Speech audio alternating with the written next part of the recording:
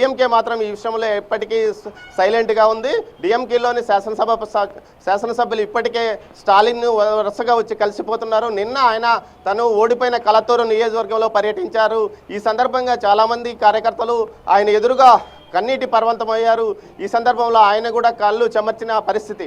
మొత్తం మీద ఆయన వెనుక ఉన్న శేఖర్ బాబుతో పాటు ఇతర మాజీ మంత్రులు కూడా ఈ సందర్భంగా విలపించారు. మొత్తం మీద చూస్తే స్టాలిన్ పార్టీ పనుల్లో చురుగ్గా నిమగ్నమయ్యాడు. ఓటమి అయిన తర్వాత అతను చాలా ఎక్కువ సమయం కూడా ఏదైతే ఓటమి యొక్క నిస్తేజంలో ఉండకుండా బయటకు వచ్చి అప్పటికే తన కార్యకలాపాలు ప్రారంభించిన పరిస్థితి. అటు ఉదయనిధి స్టాలిన్ కూడా తన నియోజకవర్గంలో పర్యటనకు ముహూర్తం సిద్ధం చేసుకున్నట్టు సమాచారం.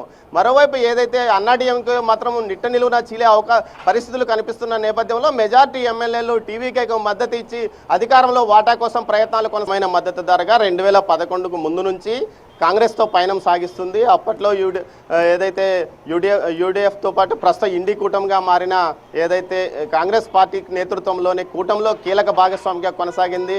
ప్రతి చోట కాంగ్రెస్ పార్టీకి మద్దతుగా ముందుకు వెళ్ళింది.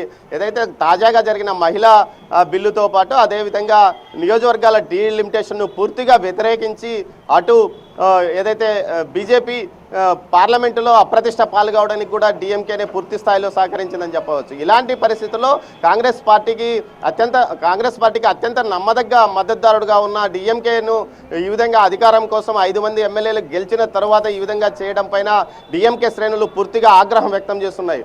గత ఎన్నికల జరిగిన మొదటి రోజే ఈ విషయాన్ని డిఎంకే శ్రేణులు గుర్తించాయని చెప్తున్నారు. ఎన్నికలు పూర్తయిన తర్వాత ఏదైతే కూటమిలోని మిగతా ఎమ్మెల్యేలు పార్టీ నాయకులు ఎమ్మెల్యేలు వచ్చి స్టాలిన్ను అతని ఇంట్లో కలిసి వెళ్ళారు. కానీ కాంగ్రెస్ పార్టీ నాయకులు ఏమాత్రమూ కలవకుండా వారు కార్యకర్తల అభిప్రాయం మేరకు ముందుకు పోతామని ప్రకటించిన నేపథ్యం, ఆ తర్వాత అధిష్టానంపై ఒత్తిడి తెచ్చి టీవీకేకి మద్దతు ఇవ్వాలంటూ ఒత్తిడి తెచ్చిన నేపథ్యం. ఇలాంటి పరిస్థితుల్లో కాంగ్రెస్ పార్టీ యొక్క భవిష్యత్తు మాత్రం చాలా ఇబ్బందికరంగా మారే అవకాశం ఉందని కూడా అంటున్నారు.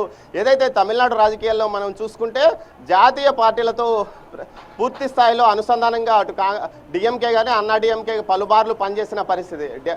కేంద్రంతో గొడవ పెట్టుకోకుండా పూర్తిగా మద్దతుగా కొనసాగిన నేపథ్యం.